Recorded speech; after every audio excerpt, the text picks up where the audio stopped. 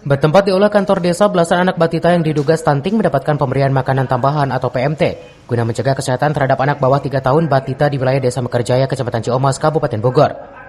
PMT bagi 13 anak batita berisikan telur, susu, biskuit, dan vitamin. Sebelumnya Posyandu di wilayah melaporkan adanya anak stunting, Pemdes Mekarjaya dengan cepat untuk memberikan PMT.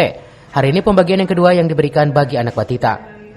Melalui TPPKK Desa Mekarjaya dan kadernya turun langsung ke setiap posyandu guna memastikannya. Meskipun terindikasi stunting, Pemdes Mekarjaya terus memperhatikan dan Puskesmas memantau kesehatan agar pertumbuhan anak kembali normal.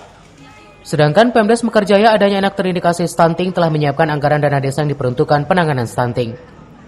13 sasaran pemberiannya, pemberian makanan tambahan untuk pencegahan stunting di bawah yang diberinya bayi atau anak di bawah 2 tahun.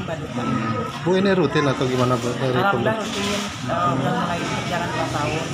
Ini pemberian kedua di tahun ini ya. Semuanya pemberiannya 4 bulan.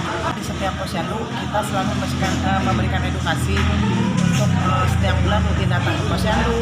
Kan ada program dari Bidan juga setelah posyandu penimbangan ada kelas ibu dan balita juga. Saya juga kan kaget, nggak taunya dari pemeriksaan dari Posyandu, Puskesmas Kota Batu. Tapi sebenarnya kategori stuntingnya belum ada sih. Kalau kita merunut ke yang lama, saya juga kalau diituin masuk kategori stunting, karena stunting itu kan kalau dalam bahasa itu gagal tumbuh alias boncel gitu. Makanya saya mengeluarkan dari dana desa. Saya kan mengundang rekan-rekan supaya tahu jelas bahwa kita dianggarkan oleh dana desa. Stunting itu kayak telur, susu, biskuit, sama vitamin supaya jelas tidak yang asal-asalan. Gitu. Dari Ciomas, Kabupaten Bogor, Iman Abdurrahman melaporkan.